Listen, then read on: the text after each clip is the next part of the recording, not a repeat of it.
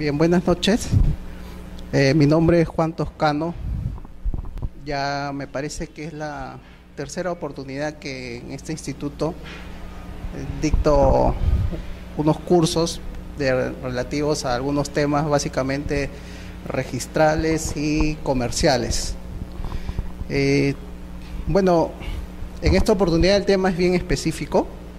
Es un ámbito del derecho societario vinculado a las sociedades anónimas y dentro de las sociedades anónimas al tema de las acciones. En una sociedad anónima, las acciones y el capital social son el elemento central de regulación en la ley y de importancia jurídica para los operadores, llámese abogados, accionistas, gerentes y hasta legisladores, se puede decir. Específicamente, la Ley General de Sociedades vigente desde el año 98, desde el 1 de enero del año 98, ha regulado el tema de las acciones de una manera muy, digamos, completa, pero a su vez dejando la posibilidad que los operadores jurídicos puedan tener la posibilidad de desarrollar en el estatuto o en el pacto social diversas regulaciones de acuerdo a la necesidad y al interés de cada sociedad. Son muy pocas las normas imperativas en la Ley General de Sociedades que no admiten desde esta perspectiva una regulación diferente o pacto en contrario. La mayoría de normas son normas dispositivas, sobre todo las que atañen al quórum, por ejemplo, a la mayoría para adoptar acuerdos, o a las de nulidades de acuerdo de junta o de pacto social. Entonces, las sociedades en sí tienen una buena regulación en nuestra Ley General de Sociedades, la han tenido en la anterior ley, Ley de Sociedades Mercantiles, que estuvo vigente por lo menos unos 20 años antes de esta ley, y esta ley ya cumplió 2008, ya tiene más de 15 años de vigencia. Ahora, de manera introductoria también es preciso que les mencione que la regulación de la ley, en la ley de las sociedades anónimas, buenas noches, la regulación en la ley de las sociedades anónimas es más profusa que las otras formas societarias, vale decir la sociedad comercial, las sociedades en comandita, las sociedades colectivas y las sociedades civiles. El ámbito legal en la ley de las sociedades anónimas es mayor, por lo tanto es fácil deducir a partir de esto que el legislador ha querido darle una mejor regulación a las sociedades anónimas. Por lo tanto, como consecuencia de ello, este es el tipo societario más usado por los operadores. Y dentro de ellas, de las sociedades anónimas, tenemos a las sociedades anónimas ordinarias, a las sociedades anónimas abiertas y a las sociedades anónimas cerradas. En algún momento explicaba que las sociedades anónimas cerradas tienen mucha semejanza en su regulación con las sociedades comerciales de responsabilidad limitada.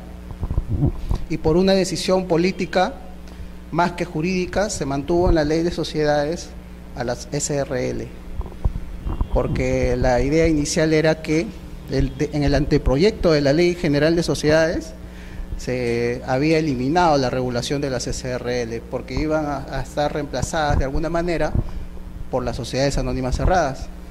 Pero ya cuando este proyecto llegó al Congreso, hubo un grupo de congresistas que, adhiriéndose, supongo yo, a algún informe de sus asesores, decidieron que se continúe con la regulación de las en la Ley General de Sociedades, ¿no? Entonces, en la actualidad tenemos las 3 formas societarias de SA y una SRL también por ahí.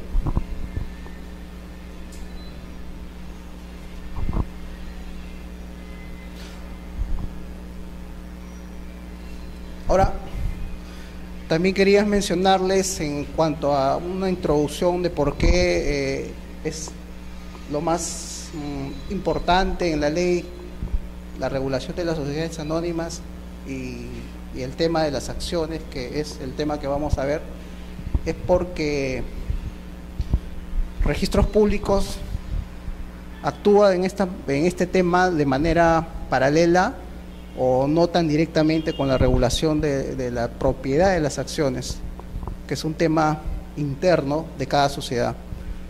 Todo lo que implica la propiedad de las acciones tiene una regulación específica, pero siendo un bien tan importante para las personas, el tener una o más acciones, no está vinculada su propiedad al organismo que, por definición, resguarda actualmente en nuestro sistema la titularidad de bienes, como un predio, un auto o cualquier intangible, que es el registro público.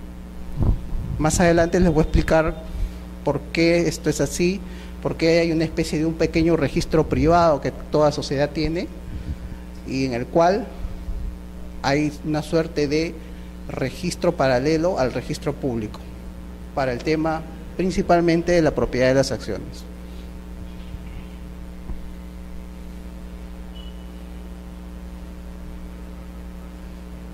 Las referencias que estoy haciendo en la presentación está siempre relacionada a la Ley General de Sociedades. Entonces, un primer punto que vamos a ver es cómo la ley define las acciones y los elementos centrales de la definición de acciones. El artículo 82 nos deja 3 importantes características por lo que debemos entender como acción. Inicialmente, una acción representa eso, una parte o supone un aporte previo de la persona, que para el caso de sociedad anónima siempre vamos a estar refiriéndonos a SA, porque el aporte en sociedades civiles varía, o en las sociedades civiles varía radicalmente en lo que es en relación a las sociedades anónimas, porque por ejemplo, en las sociedades anónimas no se admiten el aporte de servicios, pero en una sociedad civil es posible que sí se haga. Por eso es que la referencia a la acción como parte integrante del capital social va a estar siempre referida para nuestro curso a la sociedad anónima. En consecuencia, el artículo 82 es el artículo central, el que define qué debemos entender por acción. Y inicialmente nos dice que es una parte alícuota del capital, o sea, es una parte porcentual, no implica una parte material del capital social. Cualquier persona que quiera ser propietaria de una acción inicia un proceso de información de qué tipo de acción estoy tratando de ser titular, y para lo cual tiene la posibilidad de efectuar aportes dinerarios o no dinerarios, y de esa manera el aporte previo implica el ser parte de una inmaterial de un porcentaje en relación al capital social que se integra por el aporte de todos los demás socios interesados. Buenas, pasen. Entonces, la primera característica es esa, la acción como parte alícuota del capital social. El capital social entendido como un todo. Cada acción, como ustedes comprenderán, implica, o mejor dicho, el capital social se va a integrar con el aporte de todas las personas socias que hagan su aporte. Ahora, esa suma de los aportes va a dar lugar a un capital social, que dividido entre todas las partes alícuotas nos va a dar un valor nominal de cada acción. Este valor nominal les voy adelantando, implica una suerte para el legislador de liberalidad en cuanto al valor que debe tener de acuerdo a lo que cada sociedad determine. En otras palabras, la ley no ha fijado un máximo y un mínimo para el valor nominal, como sí, por ejemplo, para el capital social, en el caso de las empresas financieras o bancarias. Tienen que tener un capital mínimo para constituirse. Pero para una sociedad ordinaria, normal, que no pertenezca a ese ámbito de la economía, no hay un capital mínimo. Hoy día puede una persona constituir una sociedad con un capital de 10 soles, 200, 1000, 5000 soles, y no hay un límite debajo del cual no se puede hacerlo, ¿no?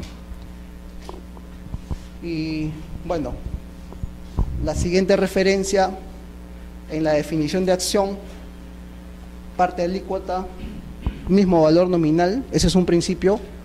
En las sociedades anónimas todas las acciones van a tener un mismo valor nominal. No podemos decir que la acción de la clase A tiene un valor nominal como de 2 y la acción clase B tiene un valor nominal como de 5.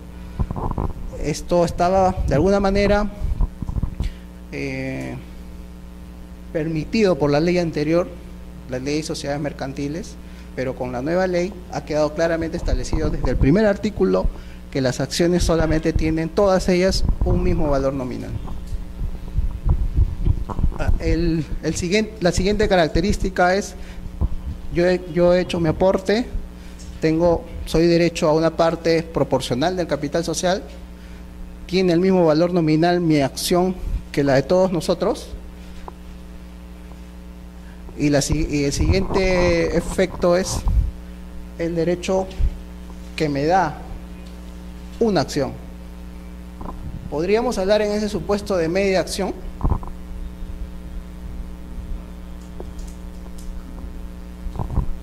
De acuerdo a la definición del artículo 82, ¿es posible tener media acción?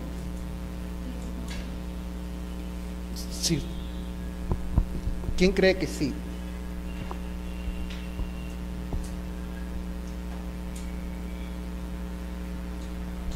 ¿Podría ser titular una persona del 50% de una acción? Ojo, al decir porcentaje estoy diciendo parte alícuota también. Pero decir media acción, ya no estoy hablando de un porcentaje, estoy hablando de algo material. Por ejemplo, cuando una persona hereda un inmueble, ella solita hereda la totalidad del inmueble, ¿no? Pero cuando hay más de un heredero, cada uno, pues digamos que son 3 herederos, cada uno de ellos puede heredar el 33.3% de ese inmueble. El porcentaje sí podrían haber decimales, pero la acción me parece que hay un artículo que dice que la acción es indivisible. Claro. Ahora, lo que se puede, más que ser titular de media acción, es propietario, porcentaje del 50% de una acción, en copropiedad con otras personas. Entonces, la referencia a que todas tengan un mismo valor nominal es una cosa, y el hecho o la indivisibilidad de la acción, pero el hecho de que una persona o varias puedan ser titulares de manera proporcional respecto de una acción, sí es posible, ¿no? Bueno, les mencionaba que la tercera gran característica es el derecho a un voto. Tan importante como ser titular de una acción y darnos como tal la titularidad de derechos de carácter económico y de carácter político que la ley consagra, es dentro de estos derechos el principal, el derecho a un voto. Bueno, desde un punto de vista de gestión de la sociedad, pero desde un punto de vista económico, quizás cualquier persona que suscriba una acción o más acciones, le interese más que ir y votar en la Junta, es percibir utilidades. Pero la ley ha querido mencionar como un derecho fundamental el derecho a voto. Por cada acción, un voto. Es otro principio en la ley de sociedades.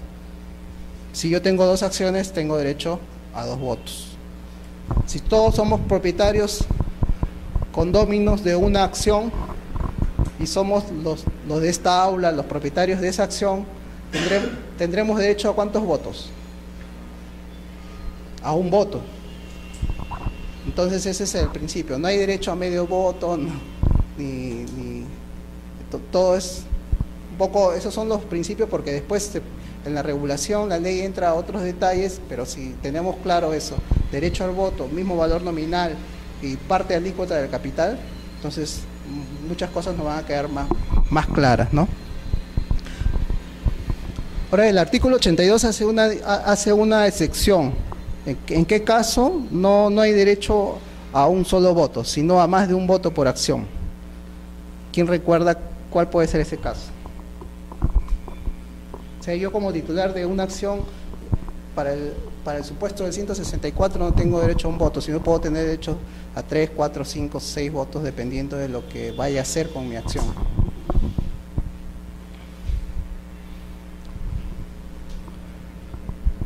Es el supuesto en el que se eligen directores.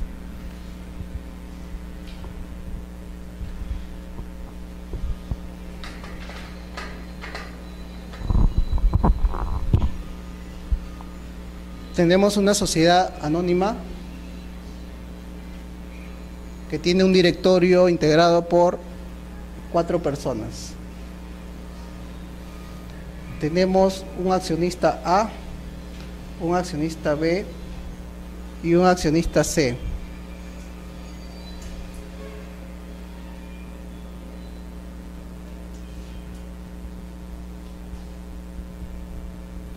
Normalmente el accionista A tendría derecho a un voto, igual también un voto y un voto, pero la ley ha señalado que para este supuesto el accionista A va a tener derecho a tanto votos como directores se van a elegir. Si el directorio se va a elegir en 4 miembros, él no va a tener derecho a un voto, sino va a tener derecho a 4 votos. Igual B, igual C. Si fuera el directorio integrado por 3, van a tener derecho a 3 votos, a 3 votos y a 3 votos. Y así sucesivamente. Es la excepción que ha previsto la ley para el principio de que cada acción da derecho a un voto.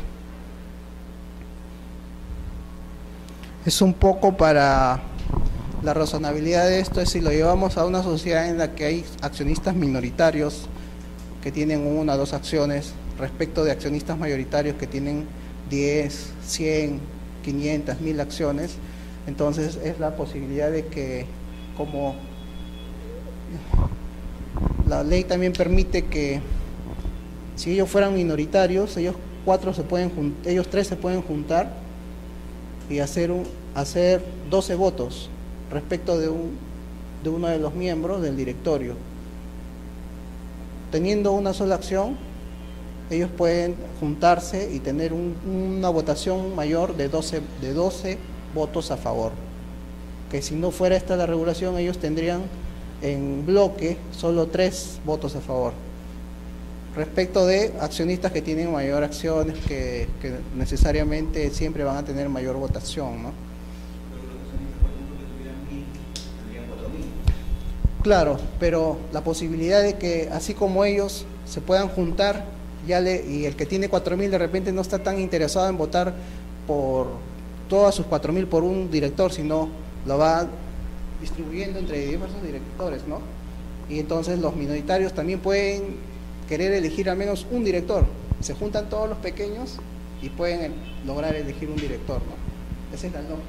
Un poco tratar de pelear una elección juntando sus votos, y que obviamente los accionistas mayoritarios no voten también en bloque a favor de un solo director, porque si no nunca van a poder, mejor dicho, siempre van a elegir a los directores que ellos con su votación puedan lograr, ¿no? Entonces esta sería la excepción a la regla general, ¿no? La elección de directores prevista en el 164 de la Ley General de Sociedades.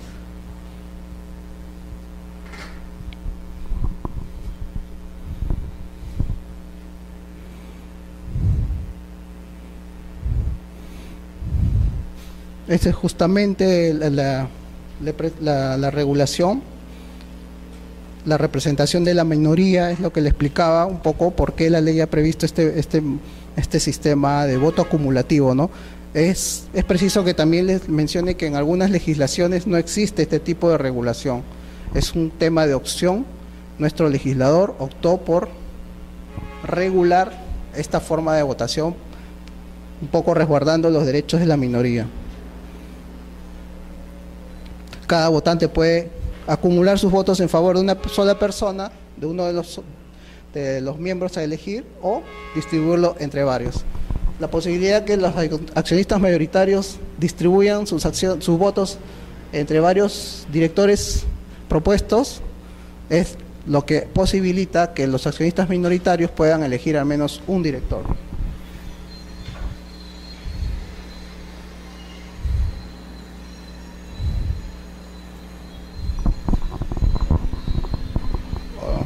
Un poco más allá de la definición del artículo 82 de la ley, también quería mencionarles que históricamente la acción es un concepto que nace antes que el de sociedad anónima inclusive.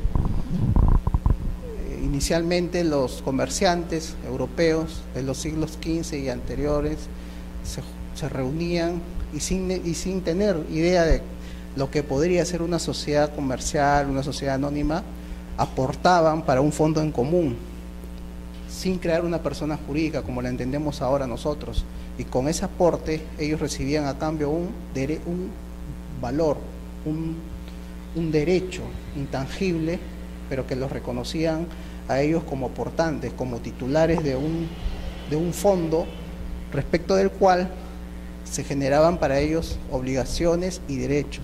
Básicamente nació como una necesidad del comercio de juntar esfuerzos, de juntar aportes, de juntar capital de trabajo y con ello llevar a cabo un proceso de comercialización de bienes. Los mercaderes dieron origen no solo al concepto de acción como lo entendemos ahora, sino también a lo que es el derecho comercial. Los inicios del derecho comercial está ligado mucho a los mercaderes de los siglos XV en función al mejor aprovechamiento del capital. Justamente esto hace que frente a un aporte de una persona se reciba un reconocimiento y posteriormente surge la sociedad anónima como tal. En el siglo XIX, en el Código de Comercio francés de 1807, estamos hablando antes de la independencia del Perú, recién aparece la regulación del tipo societario como actualmente, no como actualmente, pero los orígenes de la sociedad anónima actual surgen a principios del siglo XIX en Europa, en el Código de Comercio francés. Nuestro Código de Comercio de 1904, o sea, 100 años después, también ya habla de lo que es un poco de lo que es hoy las sociedades anónimas. Pero esa es la idea. Muchas personas pueden creer que el concepto de sociedad anónima da origen a las acciones, pero el proceso de creación de ambas instituciones jurídicas es a la inversa. Primero se creó este concepto de acción y luego surgió la sociedad anónima en contraposición a lo que en su momento se entendía como la responsabilidad ilimitada de los socios. Las sociedades colectivas tuvieron en el pasado una importancia preponderante, pero con la aparición de la sociedad anónima esa importancia se dio. ¿Y por qué el término anónimo? Porque se contraponía a las sociedades colectivas en el sentido que los mercaderes, los comerciantes hacían sus aportes y no querían ellos tener responsabilidad más allá de su aporte.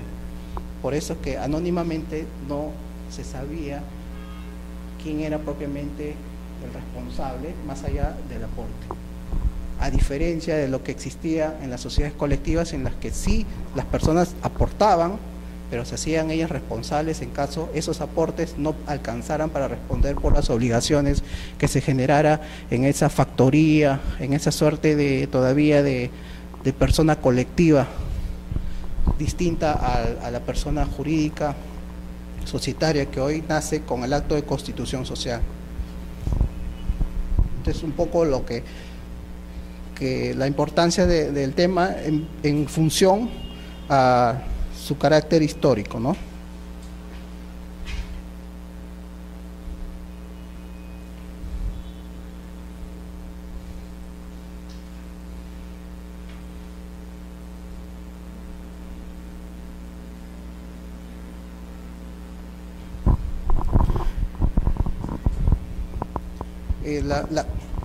La acción como la tenemos regulada en la Ley General de Sociedades puede dar lugar a tres tipos de conceptos, acepciones. La primera, la que inicialmente todo el mundo entiende como tal, es aquella que habíamos explicado, parte alícuota del capital social,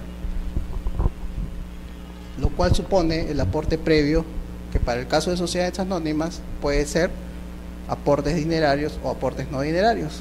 Y entre los aportes no dinerarios tenemos los bienes muebles, los bienes inmuebles y algunos derechos también, intangibles.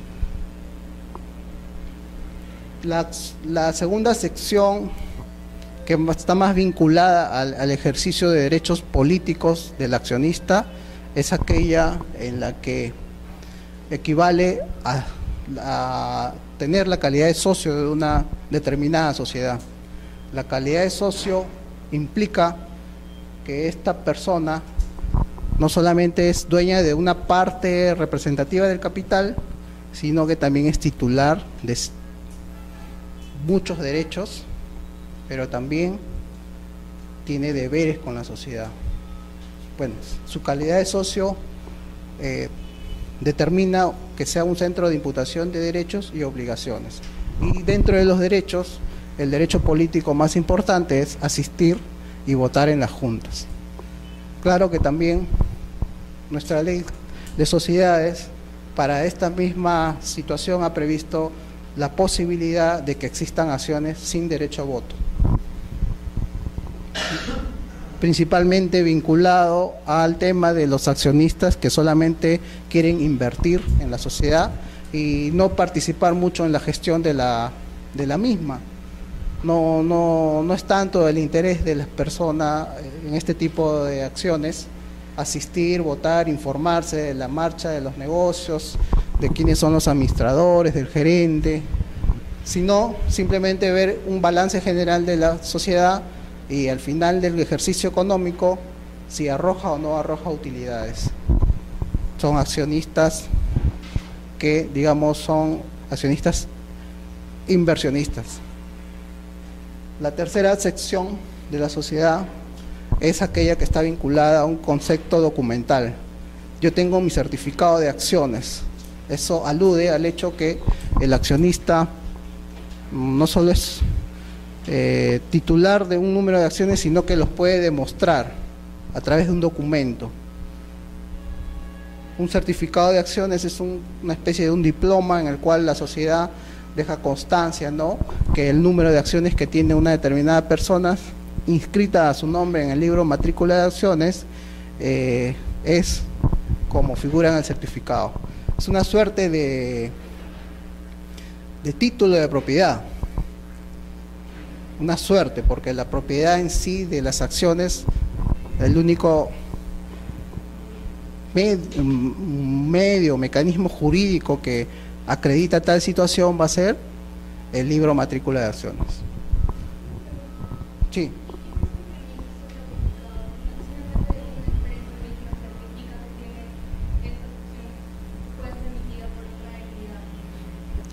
Principalmente en la ley de sociedades, quien emite esta certificación es el gerente de la sociedad. Él tiene la responsabilidad de llevar los libros y registros de las sociedades, y dentro de estos libros se entiende que están incluidos el libro matrícula de acciones.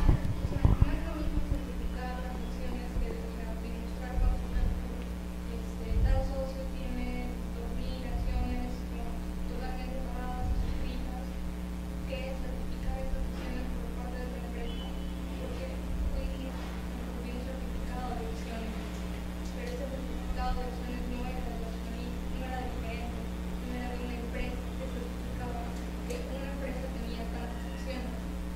Ya. forma vi que en la zona, cuando ellos sufrían, ellos estaban controlando el certificado también de cierta capacitación. La SUNAT. Claro, o sea, era como un formulario, no sé si se habrá certificado. Mira, el primer supuesto que me mencionas de repente es, hay sociedades que designan a otras empresas como su gerente. Entonces, esta empresa, que a su vez es una persona jurídica, actúa de gerente y certifica pues que en determinada sociedad fulano de tal es titular de tantas acciones. También puede serlo. Para el gerente está posibilitado que pueda ser una persona natural o una persona jurídica. Pero para el directorio no es posible. Solamente la ley ha previsto que sean personas naturales los directores. Sí estaba en la anterior ley, había un silencio, entonces se interpretó en algún momento que si una persona jurídica podía ser director de una sociedad. Ante el silencio de la ley, al menos en registros, ahí sí se inscribe ese tipo de designaciones, de nombramientos, había criterios discrepantes, algunos lo aprobaban, otros lo desaprobaban. Ahora con la nueva ley ha quedado claramente establecido que no cabe que una persona jurídica sea director de una sociedad. Pero para el caso de gerente sí es posible esto, igual que para los liquidadores. Pero entonces esta persona jurídica también poseería facultades a la firma y facultades cualquiera de las que se indican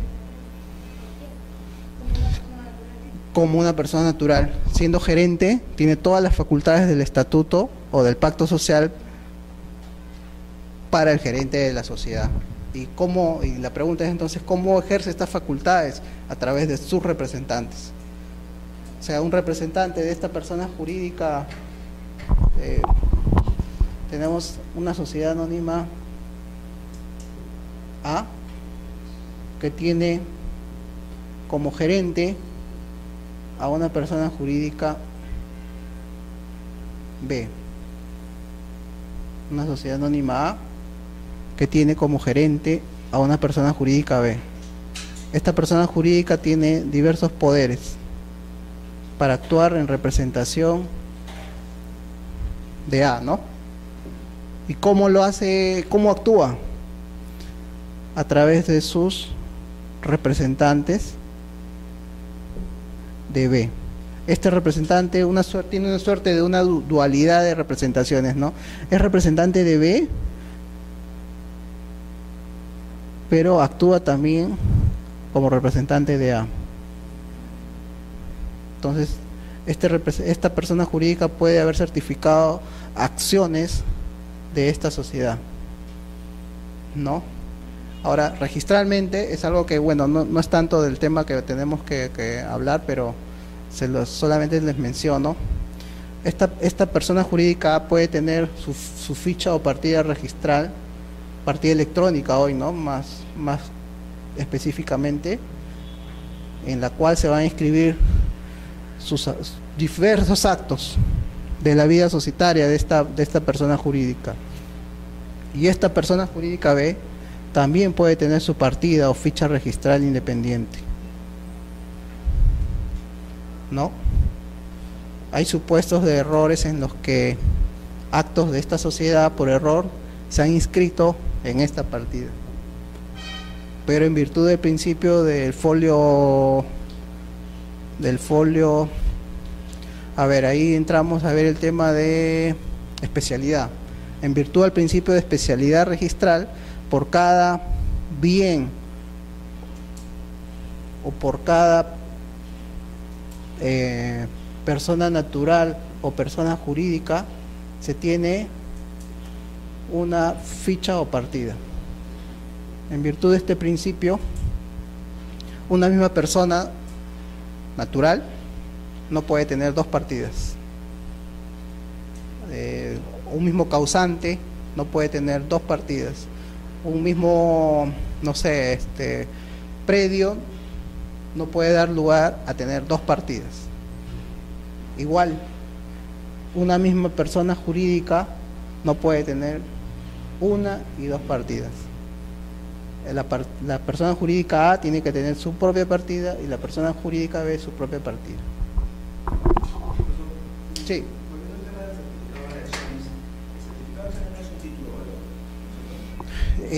No. Tal.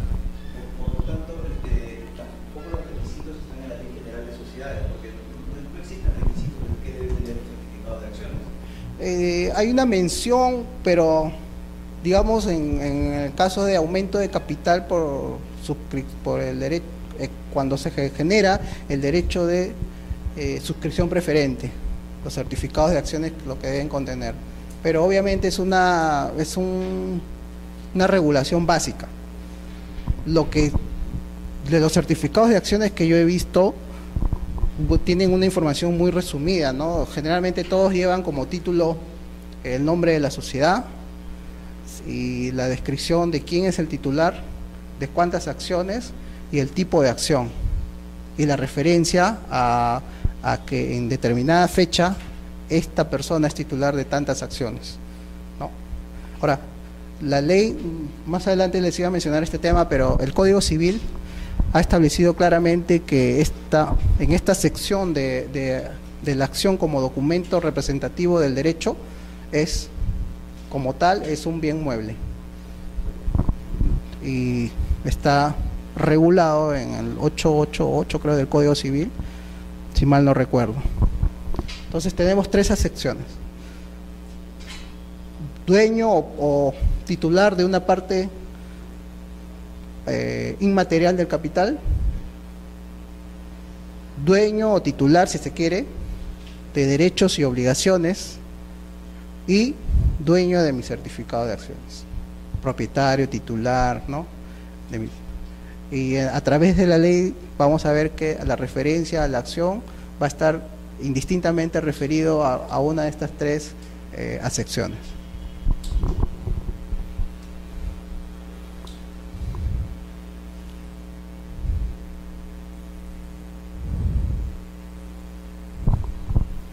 Ahora, en cuanto a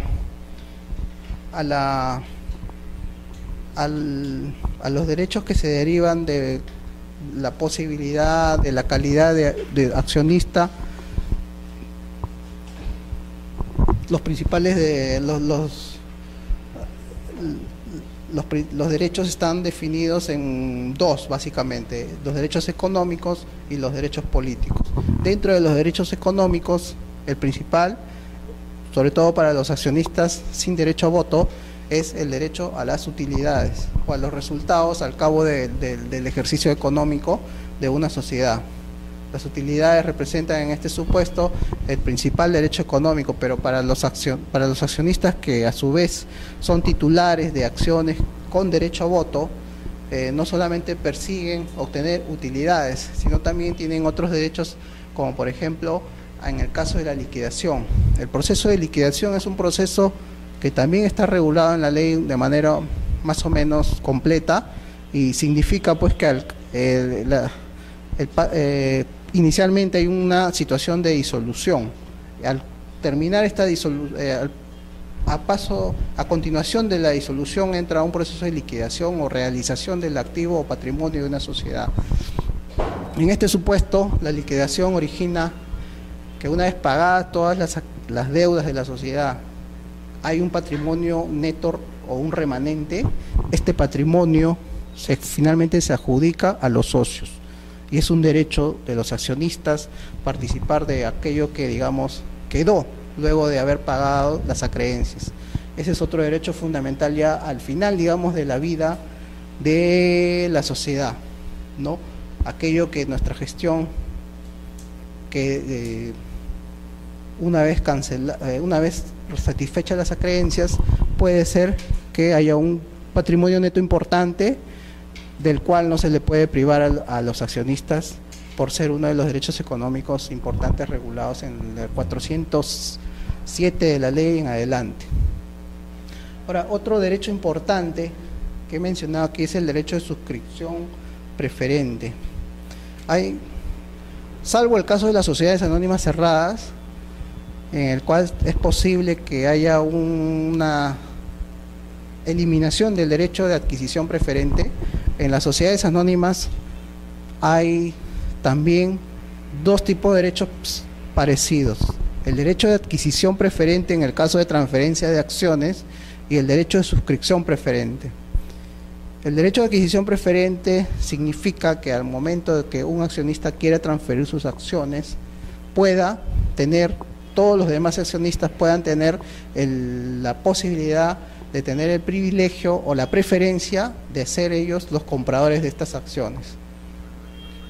Para tal supuesto, un accionista debe comunicar a la gerencia de su sociedad que quiere hacer una transferencia de parte o de todas sus acciones, y la gerencia de la sociedad tiene el deber de comunicar a los demás accionistas que hay unas acciones en venta y que se les da un determinado plazo, breve por cierto, de no más de 20 días calendarios, para que ellos hagan uso de su derecho a adquirirlas y de esta manera aumentar su participación en el capital social.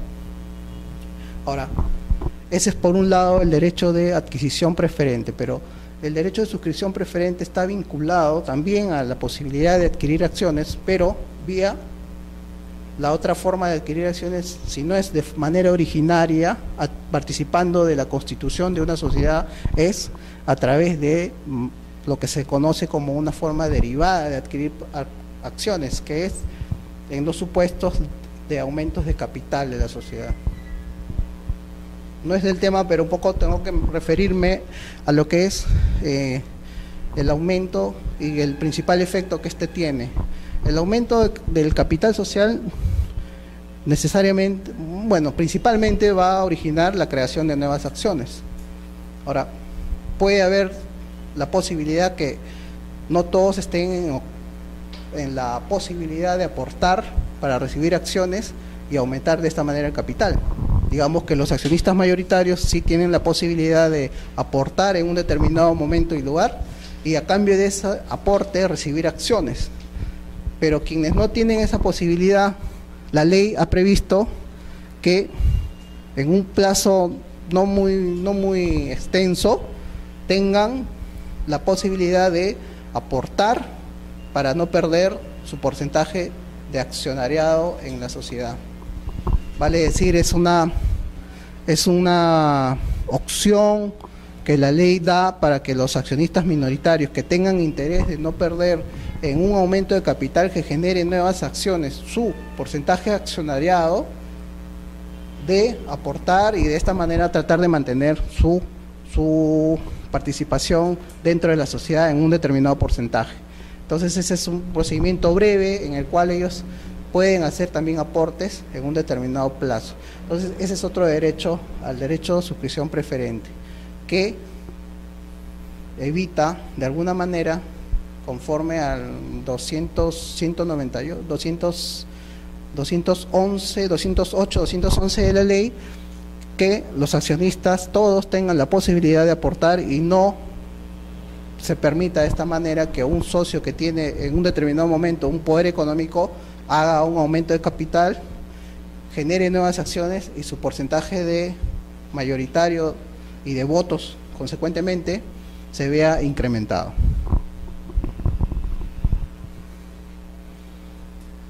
Tenemos entonces tres derechos económicos importantes: el dividendo, el derecho al remanente en el caso de la liquidación, ya en el supuesto, este supuesto se aplica más al final de la vida societaria, ¿no? En el caso que se llegue a la liquidación, este se aplica en un supuesto de ejercicios económicos positivos, en plena marcha de la sociedad, y este en supuestos en los cuales hay fortaleza económica que permite regularmente aumentos de capital. Ahora, dentro de la sección de la acción como centro de imputación del accionista de derechos y obligaciones, los derechos de carácter político que tenemos son tres importantes: el derecho al voto, que ya le expliqué, la excepción que tiene el derecho al voto en las sociedades, el derecho a separarse de la sociedad y la fiscalización de los órganos de administración. Hay un derecho que algunas personas consideran también importante, pero que no lo he mencionado aquí, es el derecho a informarse de la marcha de la sociedad.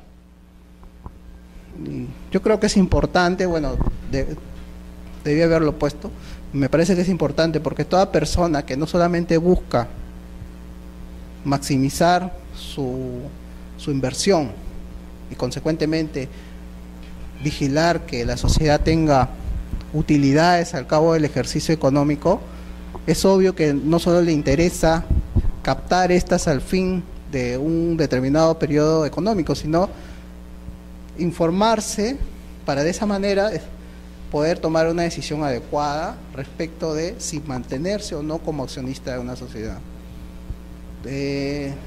La información que pueda tener es lo que determina que tome una mejor decisión. Entonces ese derecho ahora representa, creo yo, un derecho fundamental para que el socio como tal, el inversionista como tal, pueda tener un mayor rendimiento en su inversión. Y eso viene vinculado al derecho a fiscalizar a los administradores, vale decir al directorio, al gerente. Fiscalizar quiere decir ver que la gestión que ellos realizan está encaminada y están cumpliendo con las actividades propias del objeto social, sobre todo, y no generando pasivos que luego puedan determinar una afectación, no del capital social, sino del patrimonio de la sociedad, que es la verdadera fortaleza, la verdadera base económica de toda sociedad, ¿no? Entonces tenemos 3 derechos políticos fundamentales: derecho al voto, fiscalizar a los órganos y el derecho a separarse de la sociedad.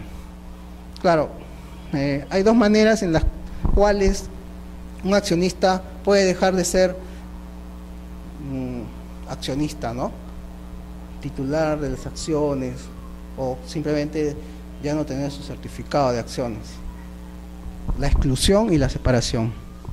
Son 2 conceptos que se contraponen. Uno implica la exclusión, implica que en contra de su voluntad un accionista es dejado de lado, digamos, generalmente por contravenir las normas estatutarias, el pacto social, se le inicia un procedimiento interno de exclusión. Ahora a este accionista se les acuerda la exclusión, de repente por dedicarse a un giro que hace competencia a una sociedad, dar información a una sociedad que está en competencia con la sociedad de la cual él es gerente y es titular. Las sociedades tienen una gama muy amplia de poder determinar en qué supuestos se aplica la exclusión de los accionistas.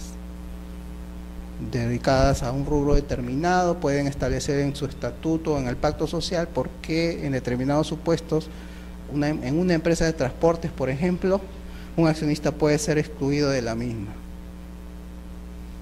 De repente por dedicarse o a la comercialización de repuestos o de vehículos en competencia con la sociedad para proveer de estos a otra sociedad de la competencia. Puede ser una causal de exclusión de un accionista y estar perfectamente establecido en el estatuto o en el pacto social. Contrariamente a la facultad de poder excluir a un determinado socio, está la facultad de cualquier socio de apartarse de la sociedad en los supuestos legales previstos en la ley de sociedades. Uno de ellos es cuando la sociedad, por ejemplo, quiere trasladar su domicilio al extranjero. Yo como accionista tengo el interés de poder invertir y ser titular de acciones para una sociedad que opere aquí en el Perú, pero si de un momento a otro convocan a una junta y adoptan el acuerdo de cambio de domicilio hacia el extranjero, entonces yo tengo de repente nulo interés en querer seguir participando de una sociedad que va a operar en el extranjero por los costos que implican no solo informarme de la sociedad, sino verificar y fiscalizar a sus órganos de administración, y porque simple y llanamente yo quiero tener una inversión en el Perú y no en el extranjero. Entonces, en ese supuesto, por ejemplo, la ley ha previsto que todo socio tiene el derecho a separarse de la sociedad. Adoptado el acuerdo, por ejemplo, de cambio de domicilio o de cambio de objeto social, por ejemplo, una sociedad que tenemos en la que yo soy accionista y se dedica al ámbito, bueno, de empresas deportivas, digamos, ahora que puede ser algo rentable, ¿no? Me interesa a mí el deporte y por lo tanto me gustaría estar viéndola de cerca, ¿no? La administración de este tipo de sociedades, la gestión de los directores, de los gerentes, y por lo tanto decido invertir ahí.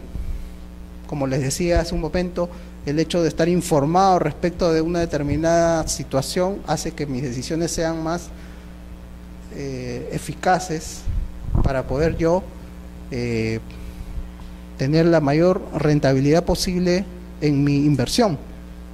Pero de un momento a otro se celebra una junta en la que ellos acuerdan, por mayoría legal, obviamente, ya no dedicarse a la actividad deportiva, sino a la actividad manufacturera. Un cambio radical de giro, ¿no? De objeto.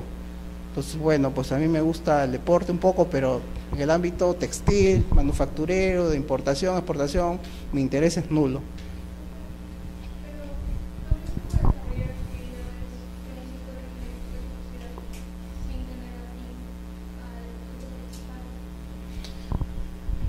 Claro, ahora, yo el ejemplo que pongo es de una sociedad que se dedica a un objeto principal, específico. Es cierto lo que dices, una sociedad también puede tener un objeto principal y tener varios objetos principales, o uno principal y otros secundarios. Entonces yo como socio me plantean la posibilidad de pertenecer a una sociedad que tiene objeto A, B, C, D. Ya todos son de mi interés, entro, formo parte de la sociedad, ¿no? Pero me plantean una sociedad en la que va a tener como objeto solamente A y tengo interés, también suscribo acciones. Pero si luego de que me dicen ya nos vamos a hacer el sector A, si no nos vamos a ir al sector D, cambia totalmente la figura.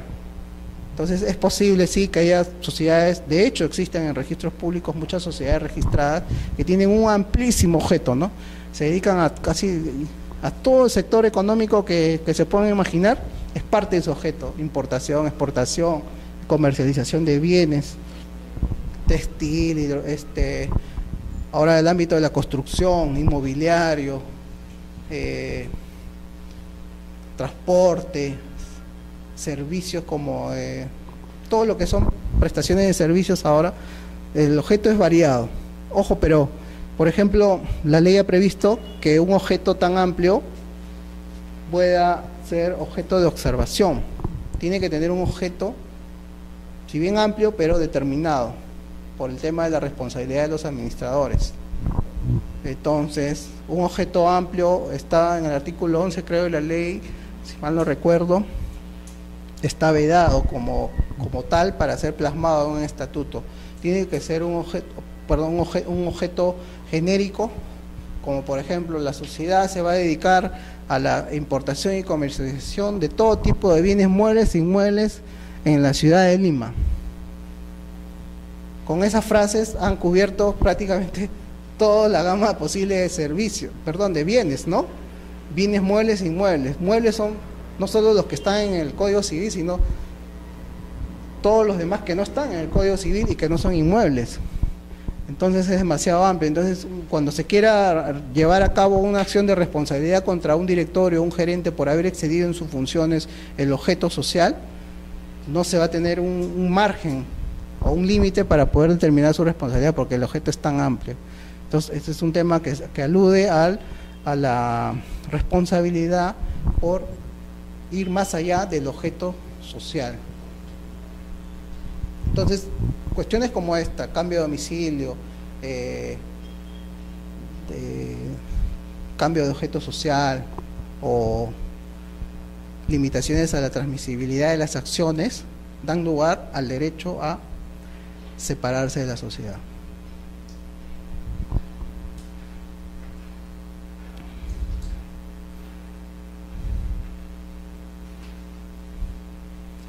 La acción como título era algo que ya le había adelantado. Estamos en el tema de la tercera sección, la acción como documento, la acción como certificado. Y respecto de su naturaleza jurídica, el artículo 886 del Código Civil numeral 8 ha establecido que tiene la calidad de un bien mueble. Ahora, vinculado a este tema de la acción como respaldo documental, está el hecho de acreditación de la propiedad de mis acciones. Si yo tengo un certificado emitido por una sociedad X, ¿bastaría con ese certificado para poder decir que soy plenamente propietario de esas acciones?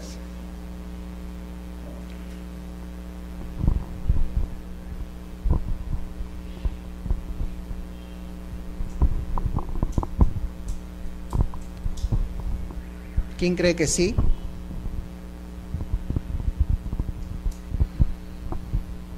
Acá el compañero nos dice que no, ¿verdad? ¿Por qué no sería suficiente ese documento para acreditar la titularidad? Porque el único documento que acredita la titularidad es el libro de matrícula de acciones. Claro. Así es, justamente si hay una discrepancia entre ese certificado, ese documento y lo que figura en el libro matrícula de acciones, va a primar lo que indique el libro matrícula de acciones, que es una suerte de un registro privado que tienen las sociedades para llevar no solamente los datos relativos a los socios, sino también los donde se anota o inscriben las afectaciones o gravámenes sobre las acciones. Por ejemplo, yo constituyo usufructo sobre las acciones y tengo que inscribirlo en mi libro matrícula de acciones. Constituyo una garantía mobiliaria sobre mis acciones y se inscriben no solo en el registro mobiliario de contratos de SUNAR, sino también en el libro matrícula de acciones de la sociedad. Si me embargan las acciones por una medida cautelar, esa medida cautelar también se inscribe en el libro matrícula de acciones.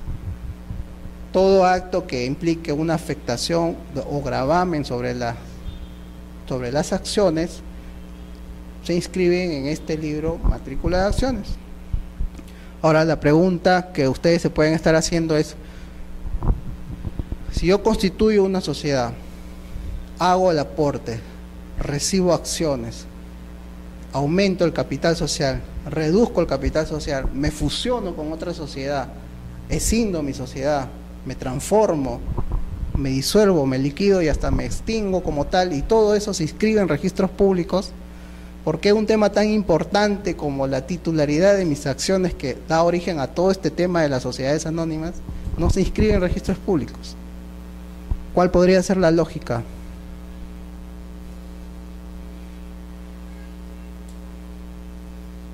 Iría contra el principio de sociedad anónima. Si es anónima, entonces no podría aparecer la titularidad del accionista. Bueno, en parte es cierto.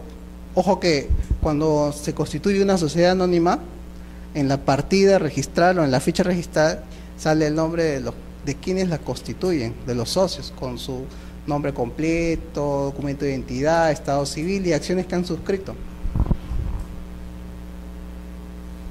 Es simplemente opción legislativa.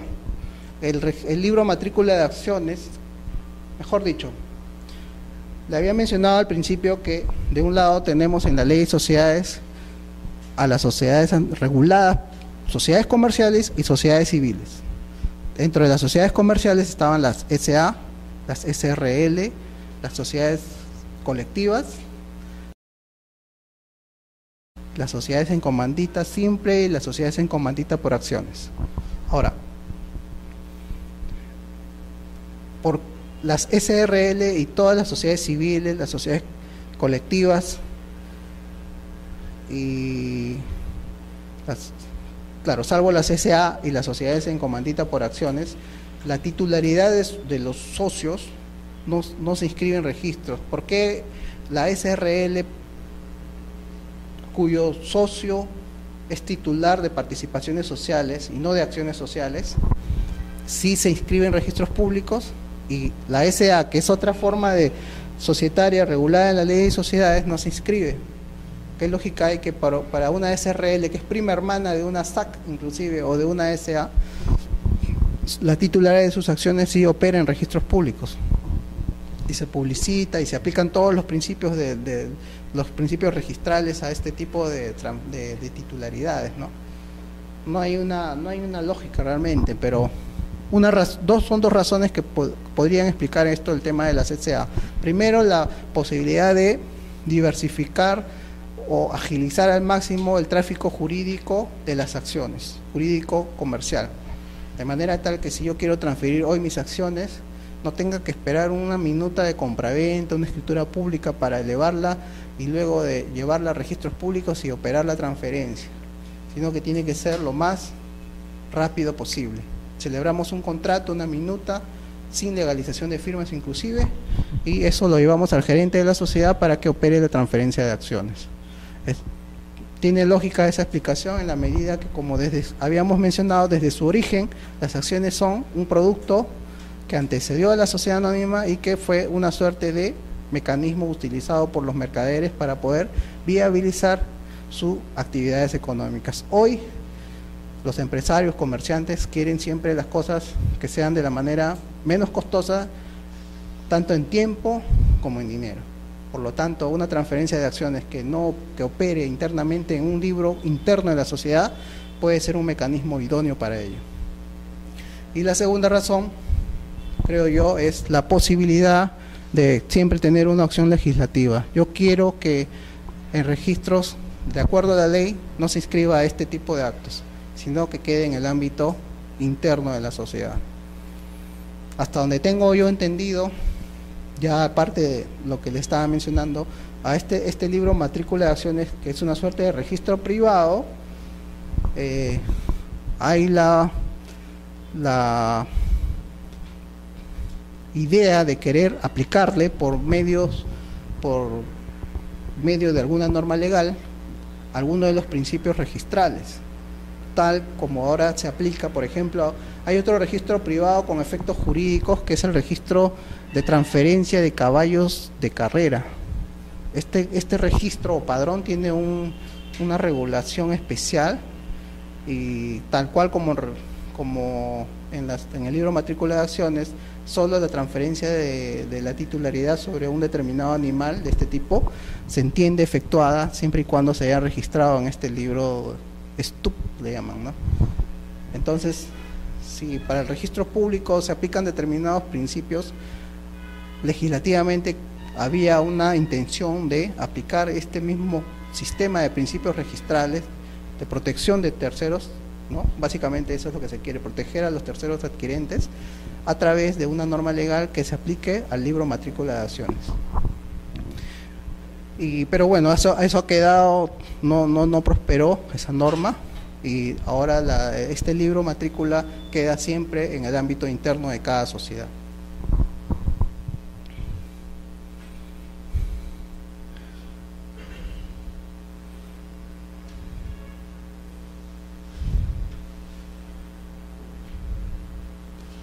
Otro tema vinculado a las acciones, ya le había adelantado un poco en los términos del artículo 82, es el valor nominal de las acciones. El valor nominal de toda acción hay varias cuestiones ahí. Básicamente el valor nominal es el producto de dividir el capital social entre el número de acciones emitidas. El valor nominal es el producto de dividir el capital social entre el número de acciones. La ley no ha fijado un límite para establecer un valor nominal. No tiene, los socios de cualquier sociedad no tienen o tienen la amplia libertad de fijar el valor nominal hacia arriba o hacia abajo.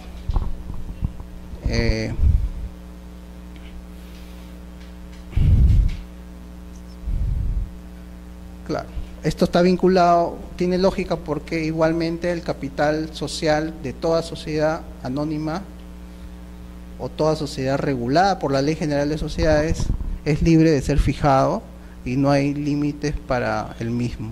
salvo el caso de las empresas bancarias que tienen ellos por regulación de la SBS capitales mínimos con los cuales deben constituirse, ¿no? Por la misma lógica que tienen ellos un manejo posterior de captación de ahorros del público, entonces hay una regulación específica.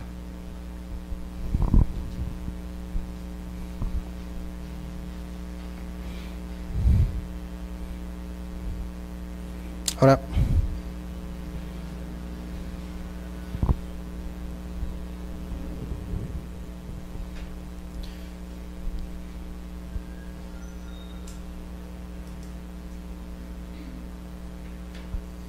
cabe entonces preguntarse si el valor nominal de las acciones es libre, si es posible fijarlo, si es posible no tener un valor nominal.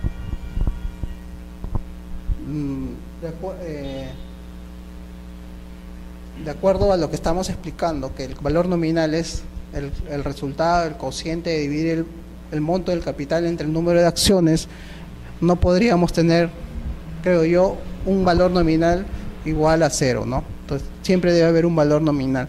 Ahora, lo que sí es importante que les mencione es que el valor nominal, de acuerdo a la regulación en la ley de sociedades, puede ser un valor determinable en función, por ejemplo, al capital social y establecer que el valor nominal de las acciones van a tener siempre un porcentaje del capital social, no decir que el valor nominal tiene equivalente a 10, 12, 15, 3, 4, 5 soles, sino establecer un valor nominal en función al capital social y a un porcentaje de este, ¿no? Ahora, hay unas ideas en torno al valor nominal. El valor real, valor patrimonial o valor contable de la acción es un concepto distinto al valor de mercado, al valor de cotización o al valor de bolsa de la acción. Este valor, el primer valor, alude a aquel que se obtiene de un análisis de los estados financieros de una sociedad. El análisis de los estados financieros básicamente nos da la lectura de qué tiene como acción, qué tiene como patrimonio en la sociedad y cuánto es lo que no tiene, cuánto tenemos y cuánto debemos. La diferencia entre ambas, entre activo y pasivo, nos va a dar un patrimonio neto. Eso es lo que básicamente la sociedad como tal tiene. Dentro del patrimonio está un concepto que es capital social. Entonces, cuando queremos nosotros ver la fortaleza o la solidez de una determinada empresa o una sociedad, nos tenemos que fijar en sus estados financieros.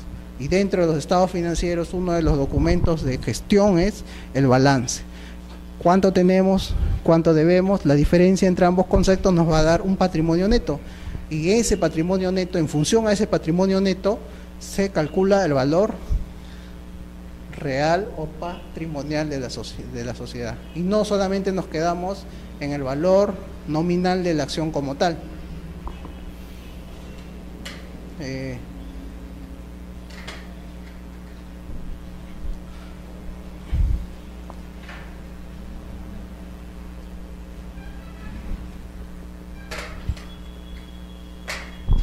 En todo balance van a encontrar ustedes que hay siempre unas cuentas de activo y otras cuentas del pasivo y cuentas del patrimonio. La diferencia entre activo menos pasivo nos da patrimonio. Aquí, cuando quieran ver un estado de una empresa, hay que fijarnos en el patrimonio neto.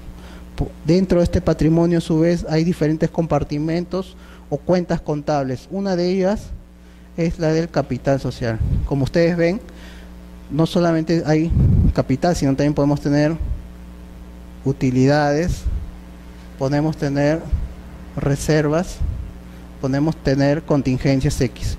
Entonces, cuando queremos ver el valor nominal de una acción, nos referimos al capital social. Cuando queremos ver el valor real de una acción, nos tenemos que remitir al patrimonio.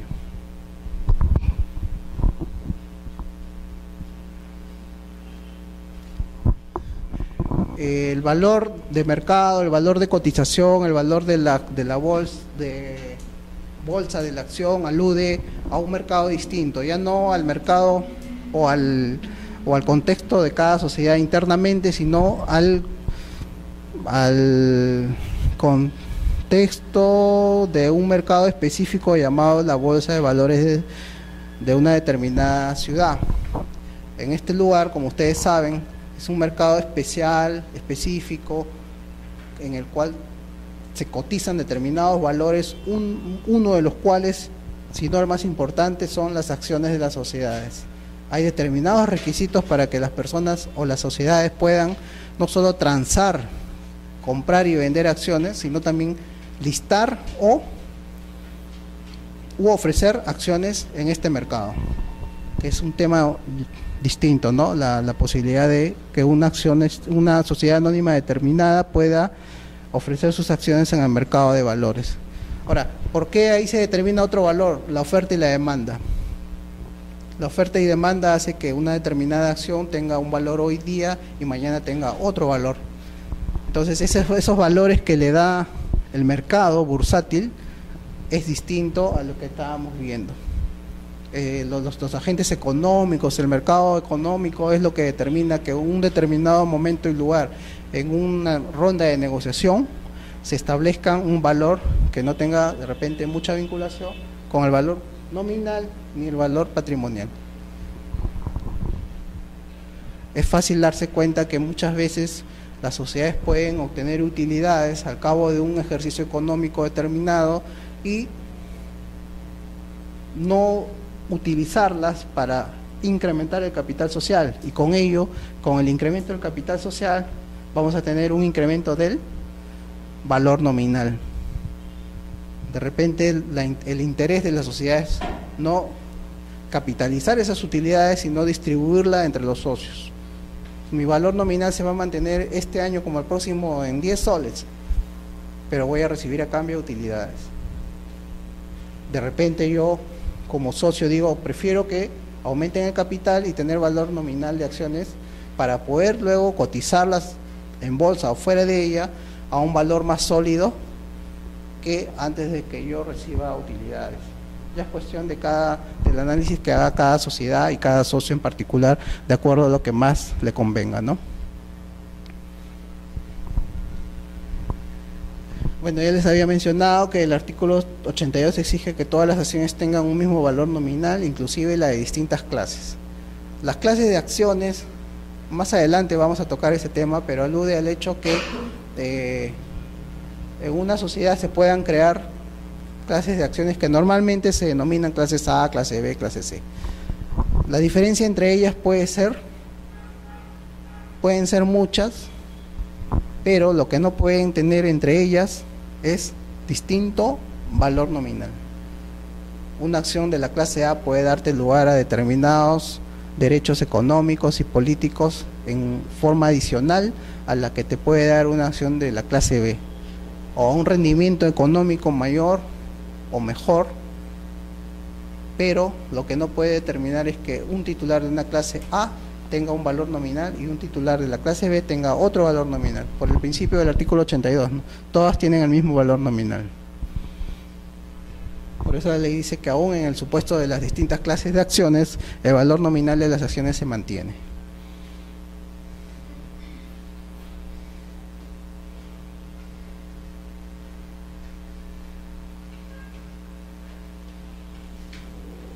Ahora, hay un tema que, como no hay un límite para poder fijar el valor nominal de las acciones, estas pueden tener un número inclusive no entero, ¿no?, con decimales.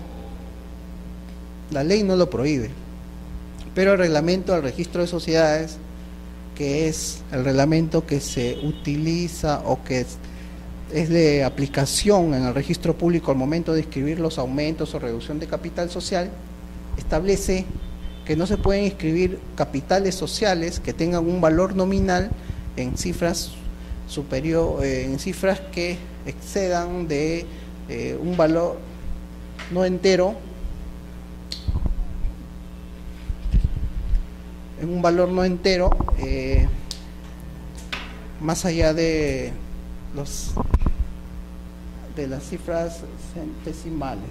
Por ejemplo, un capital social cuyo valor nominal de las acciones sea de 2 soles, no hay ningún problema desde el punto de vista de la ley de sociedades y desde el punto de vista del reglamento del registro de sociedades, porque el reglamento del registro de sociedades es el reglamento que se aplica para inscribir, entre otras cosas, los capitales sociales aumentados o reducidos. Un valor nominal de una acción que tenga esta cifra tampoco va a ser objeto de problemas desde el punto de vista de la ley de sociedades y desde el punto de vista del reglamento del registro de sociedades. Un valor nominal que tenga esta forma de expresión no va a tener problemas desde el punto de vista de la ley de sociedades, pero sí desde el punto de vista del reglamento. De acuerdo al artículo 35, por ahí está 35, más o menos, del reglamento del registro de sociedades, no se permiten aquellos capitales, la inscripción de aquellos capitales que tengan un valor nominal expresado luego del punto con más de 2 cifras. Es un poco, el reglamento ha ido un poco más allá de la ley.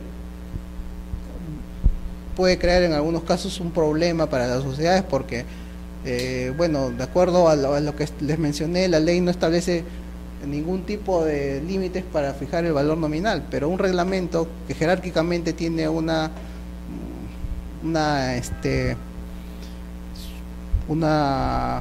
dependencia, vinculación a la ley de sociedades, ha fijado sí un límite para el tema del valor nominal. Entonces eso, desde un punto de vista de un control difuso de las normas legales, debería simplemente la norma del reglamento quedar en un segundo plano y ser derogada, pero la norma está vigente. Entonces, y aplicar preferentemente la ley de sociedades, ¿no? Pero está así, y bueno, es un supuesto medio extraño, pero que sí se presenta en la práctica, ¿no? Por un lado, aumentan su capital social, amparados en la ley de sociedades, y cuando lo llevan a registros, lo observan, dicen, oh, tu capital, el valor nominal de tu acción no puede estar expresado en esas cifras. Un poco los supuestos que se dan siempre en nuestro ordenamiento jurídico, en los cuales el reglamento va más allá de la ley, ¿no? Las acciones de cuota era lo que ya le había explicado, ¿no? En la medida que la libertad para fijar un valor nominal puede también, la ley lo ha dejado establecido de esta manera, puede fijarse un valor nominal en función a un porcentaje del capital social. Aumenta el capital social, aumenta mi valor nominal. Se reduce el capital, consecuentemente se reduce mi valor nominal.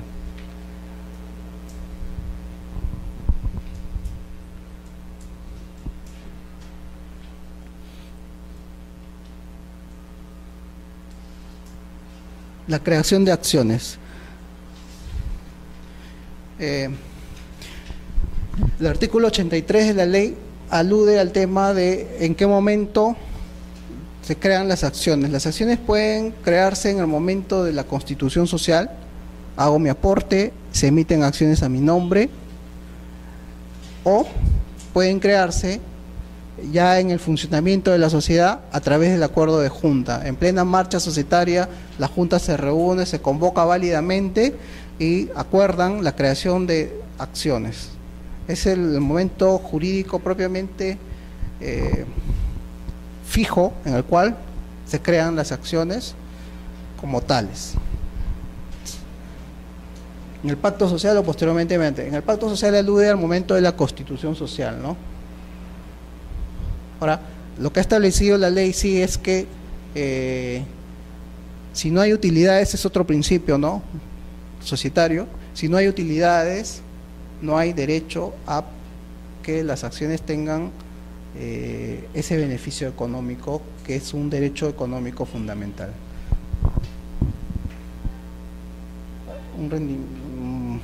Es una suerte de querer prohibir una velada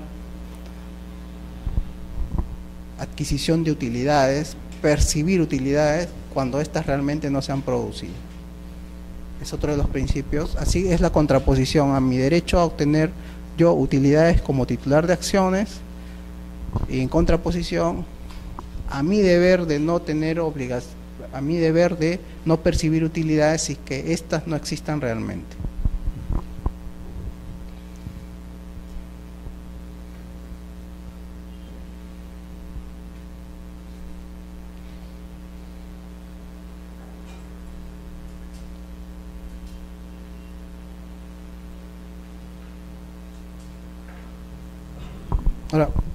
Ahora, así como hay un momento en el cual se crean las acciones en el pacto social o por acuerdo de junta, e inclusive por acuerdo, creo yo, de directorio, cuando la junta le delegue esta facultad al directorio, también hay un momento de emisión de las acciones.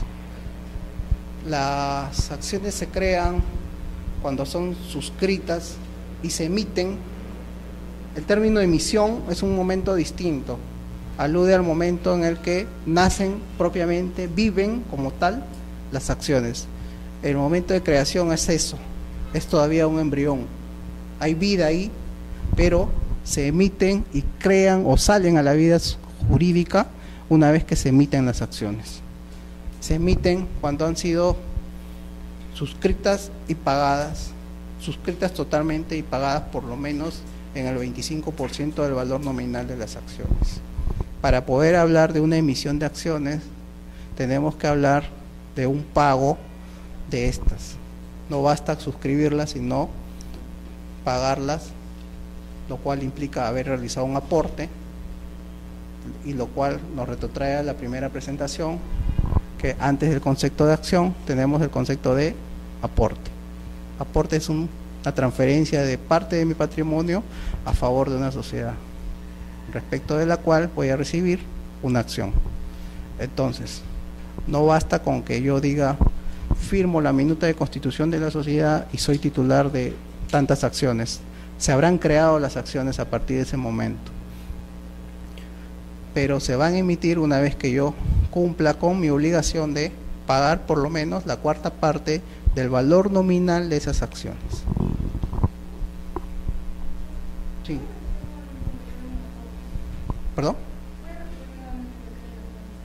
El aporte es la transferencia que hago de una parte de mi patrimonio para la sociedad a fin de recibir a cambio de esa, como contraprestación, una acción.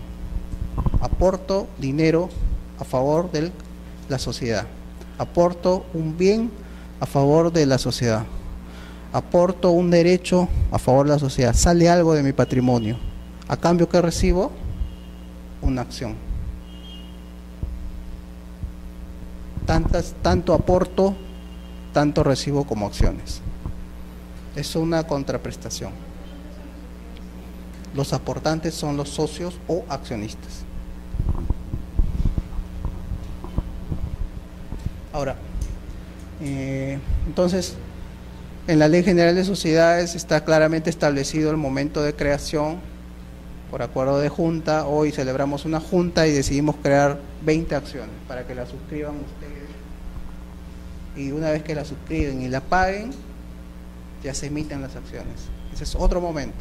El momento inicial es cuando nos juntamos y decidimos crear una sociedad, suscribimos o nos obligamos con la sociedad a pagar esas acciones, y una vez que las pagamos por lo menos en una parte, 25%, podemos entender que ya esas acciones como tal ya tienen vida jurídica.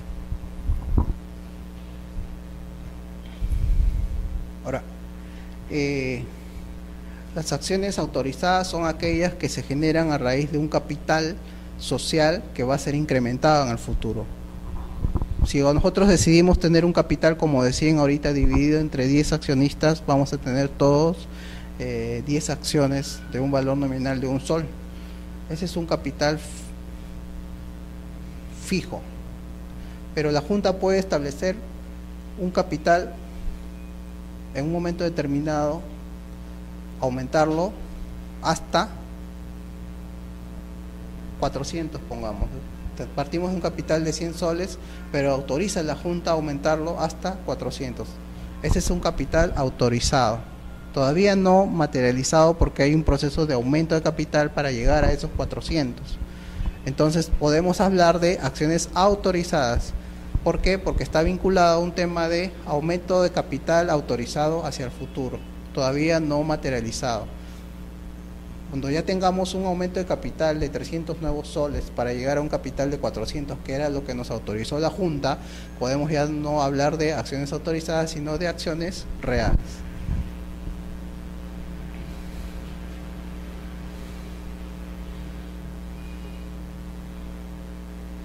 Por eso es que si hoy día acordamos que con posterioridad vamos a aumentar el capital de 100 a 400, tenemos un capital autorizado hasta 400 y estamos solamente creando acciones. Todavía no la podemos emitir. Se van a emitir una vez que se materialice el aumento de capital y la consecuente creación de nuevas acciones.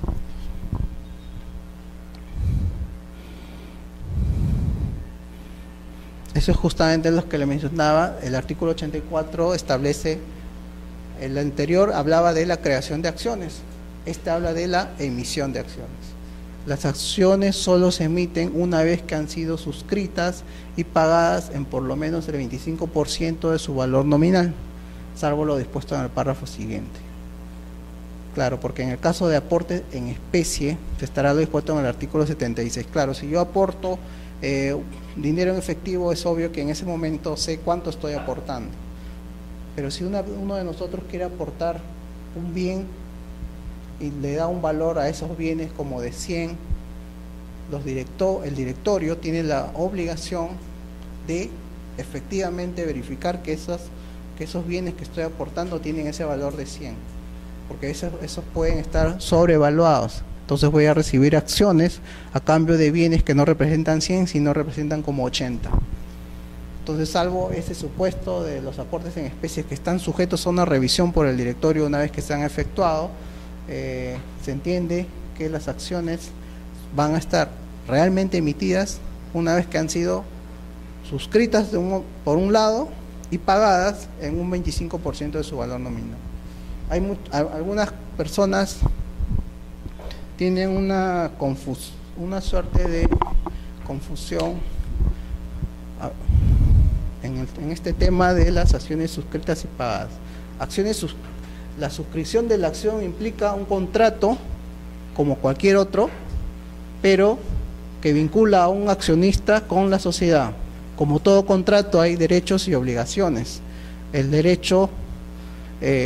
principal derecho que se genera con la suscripción de las acciones es el de ser considerado socio. Y la principal obligación que se genera al momento de suscribir este contrato de suscripción de acciones es el pago del valor nominal o el pago del aporte. Tenemos una sociedad con un capital que ha sido, tenemos un capital pagado en general,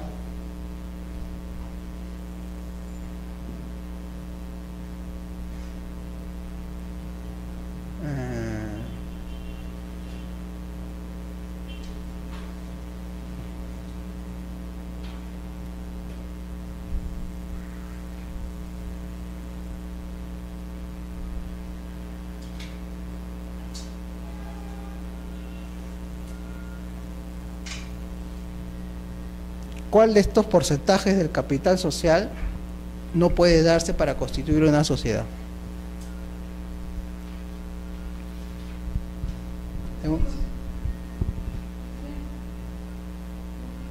¿100? 15. ¿Cuál de estos porcentajes del capital al momento de constituir una sociedad no puede darse? Este nada más. ¿Por qué? Porque es cierto que el capital puede constituirse al menos, mejor dicho, una sociedad puede constituirse cuando su capital está pagado por lo menos en la cuarta parte, en el 80% o todo. Por ejemplo, en la EIRL, que es una forma societaria regulada por una ley, perdón, es una forma empresarial regulada por un decreto ley que convive con las sociedades, las EIRL, en el cual hay un solo titular, digamos de alguna forma dueño de la empresa.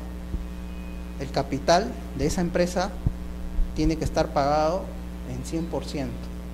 No cabe un capital en 25%, 80%. Pero al margen de eso, ¿por qué aquí?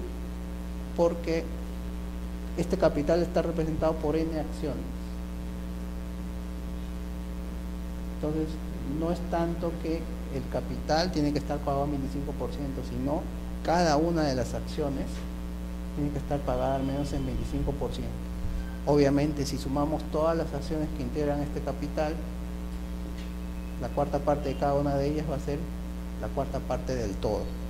Por eso, más que decir que una sociedad puede constituirse habiéndose pagado la cuarta parte de su capital, es en realidad la cancelación de la cuarta parte de cada una de las acciones.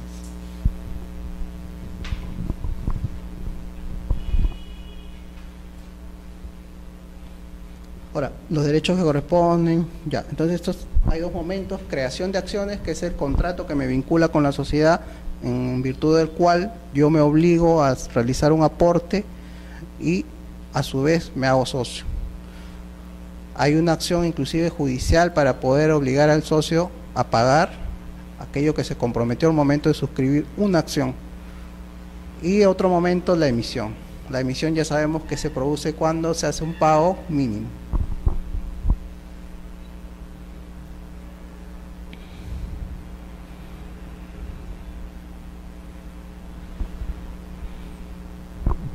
Ahora, el valor nominal que se establezca aquí en el artículo 85 establece qué importe debo pagar. Puedo pagar, en principio yo puedo pagar inclusive del valor nominal de cada acción el 1%, el 2%, el 3%, pero eso no va a originar que mi acción como tal se haya emitido. Voy a poder recién entender emitida la acción una vez que haya cancelado el 25% de la acción. Ahora, las sociedades son libres para poder fijar el porcentaje a pagar por cada una de las acciones en el momento de la constitución, ¿no? Pueden ellos decir, bueno, si bien es cierto como tal la acción se va a emitir una vez que yo cancele el 25%, podemos fijar en el estatuto que una acción, cada acción, para entenderla válidamente emitida, lo tengamos que pagar en 75%. Es posible que se establezca eso en el estatuto o en el pacto social. Menos del 25% no cabe.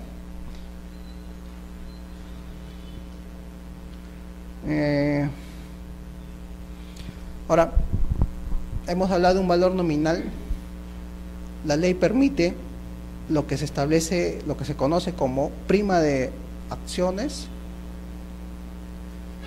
que es el valor nominal de cada acción para un socio al momento de su constitución estuvo representado por un sol. Posteriormente vamos a realizar un aumento de capital y el valor nominal de cada acción ya no va a ser de un sol, sino va a ser 5 soles. 4 soles es el valor que alude a la prima de capital. ¿Por qué lo establecen de esa manera? Una forma para, es una opción legislativa para que aquellos socios que en su momento aportaron un sol, con el transcurso de los años, este valor puede haberse quedado desfasado. Entonces los nuevos socios van a entrar y no van a aportar un sol, porque ese sol ya no es lo que hace años atrás valía, ¿no? Sino su equivalente sería hoy 5 soles. Entonces, una suerte de equiparar el aporte que hizo cada socio en su momento, en el pasado y hoy, es que las sociedades tienen la libertad de fijar por suscripción de acciones un monto, un plus que se denomina prima de acción.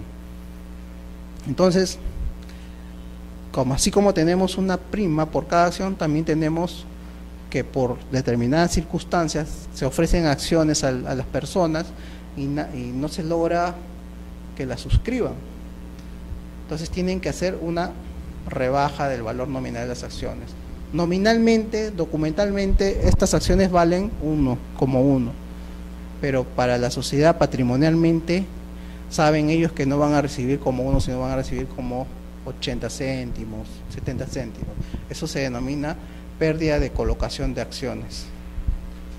Todas estas situaciones que no desean las sociedades es cuando pierden al momento de colocar acciones. Lo hacen por distintas razones económicas. Lo ideal es tener acciones con prima de capital, o sea, con ese plus que paga el interesado al momento de suscribir una acción, que es mayor al valor nominal. Ahora, ustedes se preguntarán, ¿y qué destino tiene este plus, esta ganancia? La ley de sociedades ha establecido que este plus se lleve a una cuenta del capital, o sea, imaginariamente tenemos el activo por aquí, el pasivo por acá, el patrimonio por abajo. En una de esas cuentitas del patrimonio que les mencioné, distinta al capital social, esa es utilidades. Ese plus que obtenemos al momento de colocar nuestras acciones, la mandemos a las utilidades. ¿Y qué hacemos con ese excedente? Ya hemos ganado al colocar las acciones. Podemos, al final del ejercicio económico, distribuirlo entre los accionistas o aumentar nuestro capital y hacer cada vez más fuerte nuestro patrimonio. Hay acciones de sociedades tan importantes como las cementeras en nuestro país, o de repente las de telefonía móvil, como la de Telefónica del Perú, que hay personas interesadas en querer invertir en ellas y no les importará en un momento determinado suscribirlas a un precio mayor al valor nominal. Y para ese tipo de situaciones la ley ha posibilitado que quienes deseen puedan hacerlo y obtener de esta forma estas sociedades una utilidad, un beneficio, una ganancia, un recurso extraordinario que lo pueden utilizar para aumentar su capital o para distribuirlo entre los socios vía utilidades.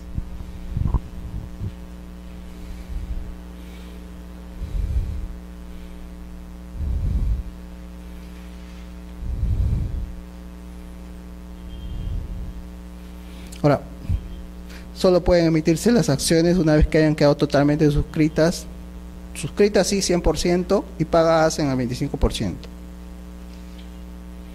Las acciones con prima son una suerte de beneficio para la sociedad, como les había explicado, y produce un incremento del patrimonio neto de la sociedad. Claro, eso es lo que... ¿Por qué? Porque las utilidades, como pertenecen a la cuenta patrimonio social, al verse incrementadas las utilidades, también se ve incrementado el patrimonio.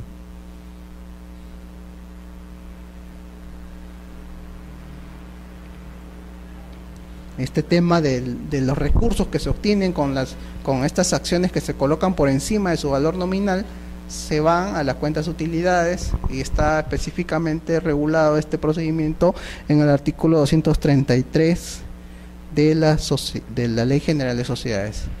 Algo que no les había explicado es que también puede ir a la reserva legal. La reserva legal es lo que todos podemos decir, algo así como las sociedades tienen un fondito de reserva para futuras contingencias. Nosotros tenemos un fondo de reserva para determinados gastos imprevistos. Igual las sociedades también tienen sus reservas. Es una cuenta patrimonial de la cual también pueden, digamos, disponer para aumentar su capital social. Las reservas son reservas legales y convencionales. Las reservas legales son aquellas que la ley ordena que toda sociedad, al término de un ejercicio económico, tengan necesariamente para futuras contingencias. Y las reservas convencionales son aquellas que la sociedad libremente fija para poder tener como un fondo para disponer en el momento que consideren oportuno. Reservas, utilidades son conceptos parecidos, pero no son lo mismo.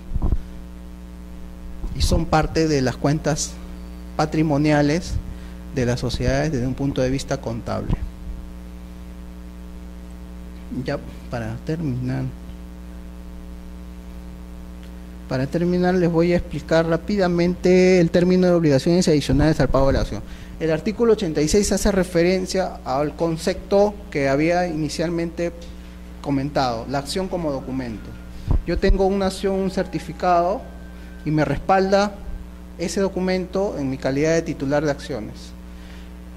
En el pacto social, al momento de constituir la sociedad, yo puedo fijar que entre nosotros como socios podamos tener obligaciones adicionales al pago del valor nominal de cada acción.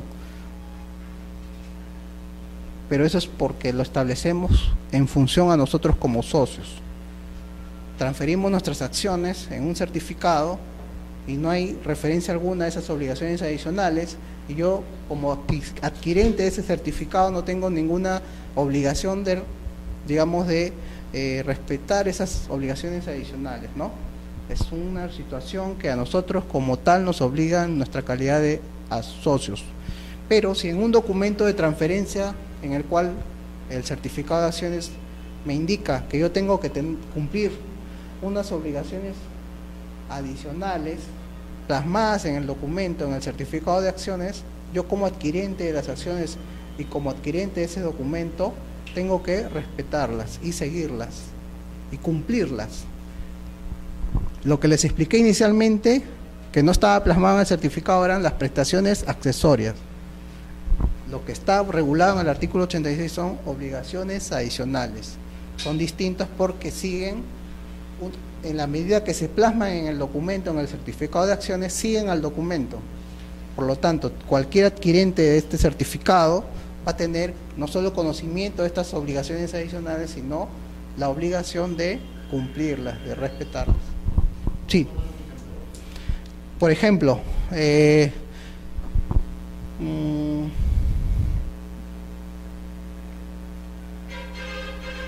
a favor de otros accionistas, digamos, en el certificado de acciones se ha establecido que yo tengo la obligación de ejercer determinados actos de beneficio a favor de los otros accionistas en la medida que yo soy un accionista que ingresa a la sociedad nuevo.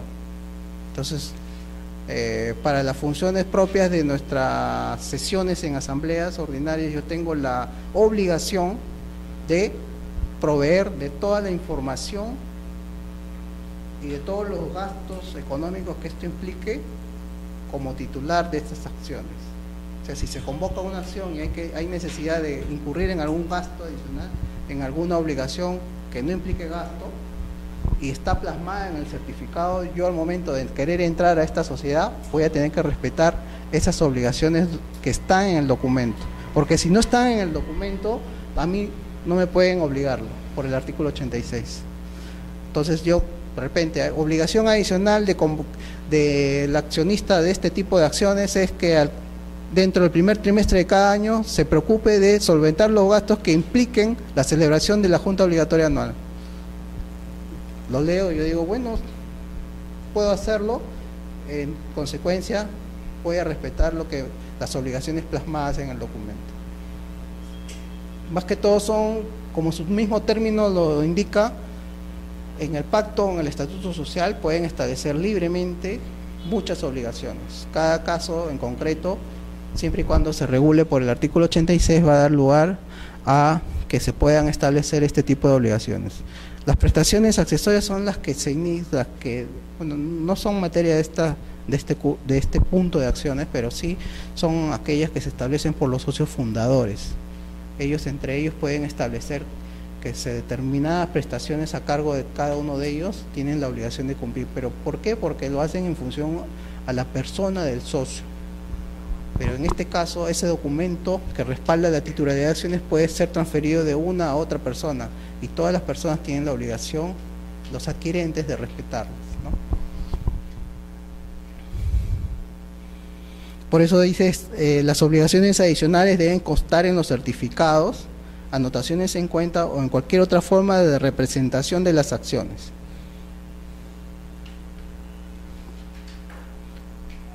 características adicionales son, bueno, independiente del pago del valor nominal, ¿no? Sea con prima, sin prima o debajo de la prima, estas obligaciones adicionales son una especie también de desprendimiento económico de parte de mi patrimonio, que no tiene que ver nada con el valor nominal de las acciones, pero a las cuales yo me obligo por el hecho mismo de querer suscribir este tipo de acciones. Pueden ser dinerarias o no dinerarias.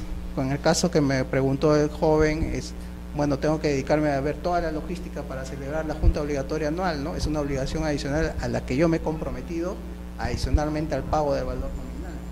O dineraria, tengo que solventar el gasto de la celebración de esa junta, ¿no? Conjuntamente con todos los socios que quieran suscribirlo. Se diferencian en las prestaciones accesorias en que estas últimas constituyen obligaciones de carácter personal de los socios fundadores, mientras que estas son para las personas que la adquieran sucesivamente, ¿no?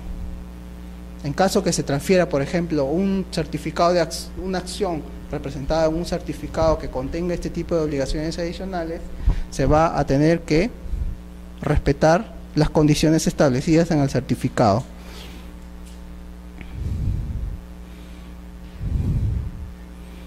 Ya para terminar, quiero mencionarles lo que establece el artículo 87 de la ley en relación a la emisión de certificados de acciones. Es un derecho fundamental de carácter económico del socio, así como consecuencia de haber realizado un aporte y haber recibido una acción, tener la posibilidad de acreditar esta titularidad en cualquier momento a través de un certificado de acciones. No cabe el hecho que un socio, por más que esté registrado en el libro de matrícula de acciones, no tenga la posibilidad, el derecho de poder acreditar con el certificado correspondiente dicha titularidad.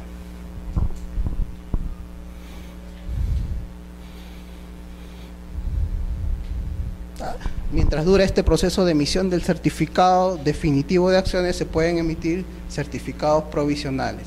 En el caso que se emita un certificado provisional, debe dejarse constancia, de acuerdo al artículo 86 de la ley, que está en trámite justamente en registro la constitución de la sociedad o el aumento de capital que crea las acciones, para evitar responsabilidad alguna en la medida que este certificado como tal provisional en algún momento puede no llegar a plasmarse en un certificado definitivo y con la consiguiente vulneración de los derechos del adquirente de un certificado de este tipo, ¿no? Tiene que estar informado que hay un proceso de constitución en trámite o un proceso de aumento de capital en trámite y que su certificado como tal va a valer en la medida que esto se termine de plasmar y tener un certificado definitivo de acciones. Bueno, eso es todo por hoy día. No sé si hay alguna pregunta adicional. Ya, nos vemos la siguiente sesión entonces. Gracias.